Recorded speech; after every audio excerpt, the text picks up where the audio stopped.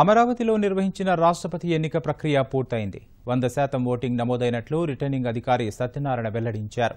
Assembly ప్రాంగణంలో ఏర్పాటు చేసిన పోలింగ్ కేంద్రంలో ముఖ్యమంత్రి చంద్రబాబు నాయుడు తొలి ఓటు వేశారు. ఆ వెంటనే స్పీకర్ కోడెల శివప్రసాదరావు ఓటు హక్కు వినియోగించుకున్నారు.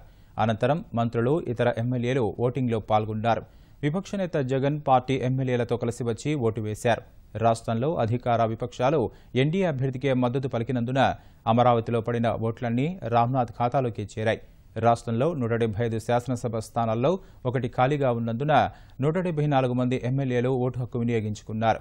ఎమ్మెల్యే ఓటుకు 159 పాయింట్లు కేటాయించడంతో అందరి ఓట్ల విలువ 27,666 పాయింట్లు కానుంది. అలాగే నరసరావుపేట ఎంపీ రాయపాటి సాంబశివరావు ముందస్తు అనుమతితో అమరావతిలో ఓటు హక్కు వినియోగించుకున్నారు.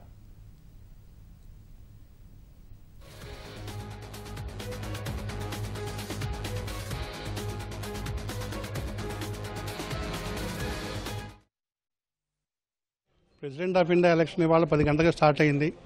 ఫస్ట్ ఓటు మన ముఖ్యమంత్రి గారు వేశారు. రెండో ఓటు స్పీకర్ గారు కోడెల శివప్రసాద్ గారు వేశారు. 225కి మొత్తం 100% ఓట్స్ పోల్ అయినాయి. 174 మంది ఎమ్మెల్యేలు, ఒక ఎంపీ గారు ఇక్కడ ఓటు వేశారు. అంతా సవ్యంగా సాటిస్ఫైడ్గా జరిగింది.